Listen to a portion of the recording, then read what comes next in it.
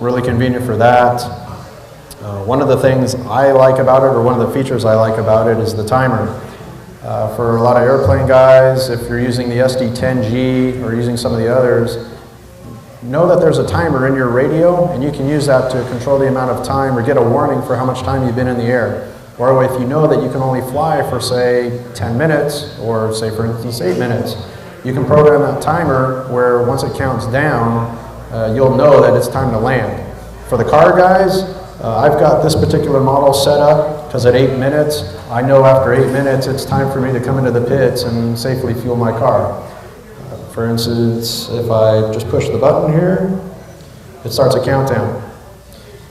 Once it starts getting down to about 20 seconds or so, on this particular model we have a vibration feature on it. So it starts vibrating in my hand, it also starts beeping, and then finally when it gets down to 0, it just constantly stays vibrating, constantly keeps beeping at me to let me know that it is time to come into pit. So it nags you? Absolutely. It definitely nags you. So you spent $400 to get a radio that nags you? Well, no, it's that? actually a very good feature because it can be the difference of losing a race and winning a race. If you don't know to come in at a certain time, because at a nitro event, for instance, or where there's gasoline involved, nitro model engine fuel, it's very hard to hear your pit man. If somebody's screaming at you, but you think it's probably somebody else that's screaming, you're not going to come in the pit. You want to hear your own name, or if you don't even hear it, just because of all the noise that's going on around you, you want some other way of featuring or of notifying you that it's time to pit. So the countdown menu on this is real convenient, it's real handy, and it could literally mean the difference between winning or not. Because you can't finish, or win a race, I should say, unless you finish. But there's lots of things that are real neat about this. It is a little bit lighter, not as light as the MT4, but it is lighter than our previous radios. And they've done that with some of the electronics inside and making it a little bit easier with the smaller battery pack as well. Craig, I'd like you to talk about the speed adjustability. This radio has the ability to change frame rates to match up to the servos you're using, and at the other end to turn it up as high as possible to take advantage of the SSR equipment.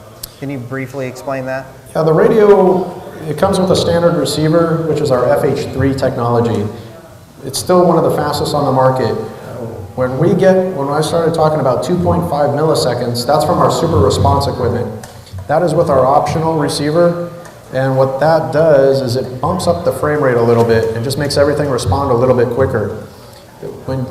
Some of the servos that we have over there, part of our super response lineup, the servos react so much quicker and give you a more precise movement that you'll need to use those servos if you really wanted to get the most out of it, the best advantage to it. So stock out of the box, the M11X is great. It's still extremely fast. And you can make it just that little bit faster by switching over to, well, in the menu, for instance, you go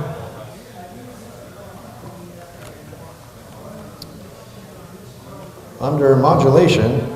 For instance, you'll see here it says SHR on steering and throttle.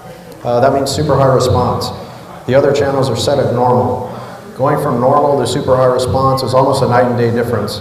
You can feel it kind of sluggish in the beginning, depending on the servos that you use, and then switching a digital servo over to a super high response setting, depending on the receiver that you use, will essentially just wake it up. It makes it come to life almost.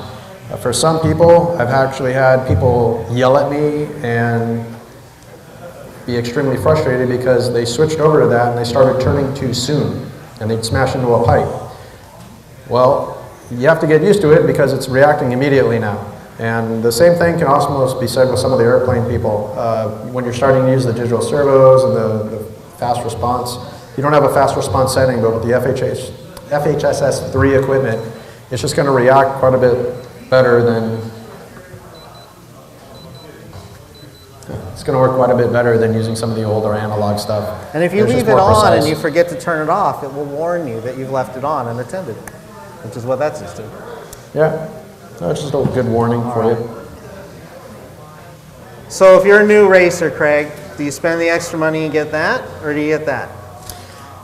If you're looking for the utmost in performance and you know you're going to be racing, like I said, the M11X, it's the racer's radio. That's what all these professional racers up here are using. That's what most of our team is using, and they just love it. It's got all the features you would need. It's got some features that you don't even realize that are in there, but as far as performance-wise, it is the racer's radio on the market, and a lot of people love it. And if you're sport racing, if you're sport racing, exactly. If you're doing a little bit of everything, the MT4 is your radio to get. It's lightweight, it's real easy to program. It does the crawling features. You can even race with it because it's got a lot of features for racing as well. And it's just a real comfortable unit. It's all adjustable, just like the M11X. You can adjust the tension on the springs. You can adjust the tension on the trigger. Real easy to set up. And yeah, for general all-around use, the MT4 is pretty much your best bet.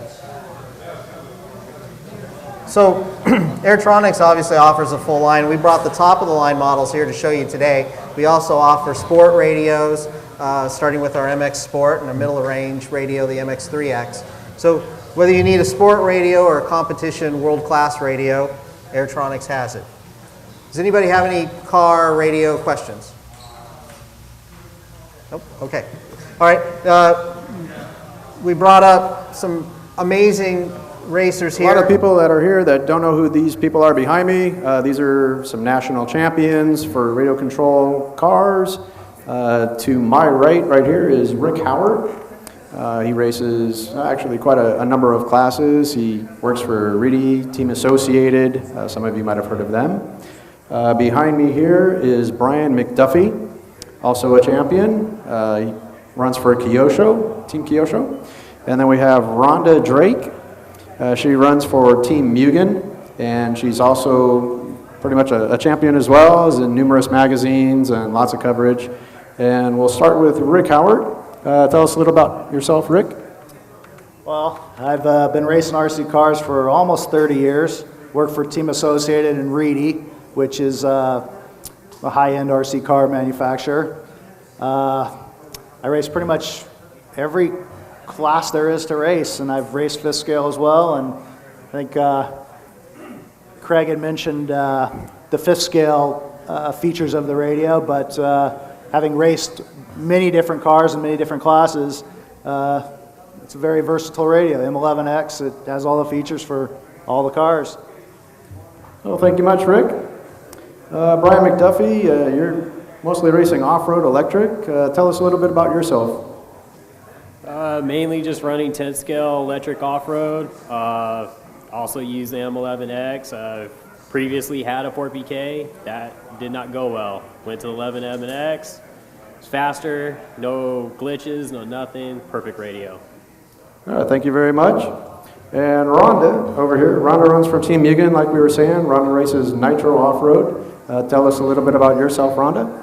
I've been racing for over 20 years, and pretty much there's not very many females in the industry, and I race at the top level and very competitive.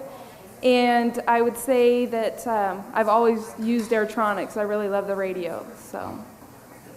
Oh, well, we appreciate you supporting the equipment and showing it off to everybody, as Rick and Brian. And if you have any questions, they'll be here for a little bit longer, but we're starting to wrap things up. Anything else you'd like to add, Mike? You know, I would. First of all, if you do have any questions about the cars or what to do, or if you're just getting into it new, these are the people that know more about it than anyone. And they're all modest, and so they're not going to brag. You're looking at some of the best drivers in the industry that have ever been in the industry.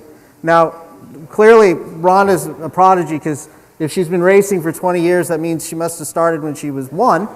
But for the rest of us, we recognize that it takes a lot of hard work, and I think these guys will tell you that. But if you don't have the right equipment, you're not going to get there.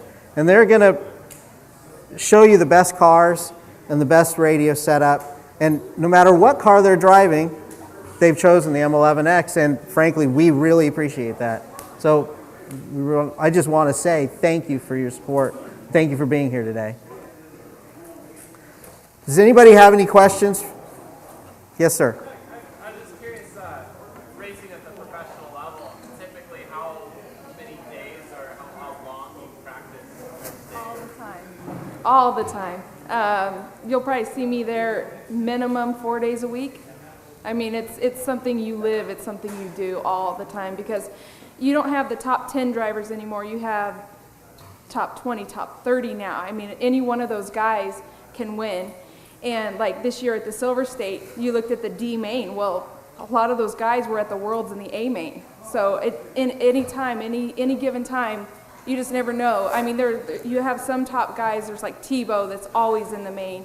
You have Mayfield. You know, I mean, some of these guys are just extremely fast, but sometimes they're struggling to get in the main themselves. You know, you really have to live, breathe it, sleep it, just to be. You know, you take a month off, you're not going to be up there. I mean, it's hard. I will say though, Rick, at times, this guy, you won't see him for months. He'll come out of nowhere and he'll be in the A mains. I mean, this guy is amazing. So. Does anybody else have any questions for anyone? Any of our panel up here?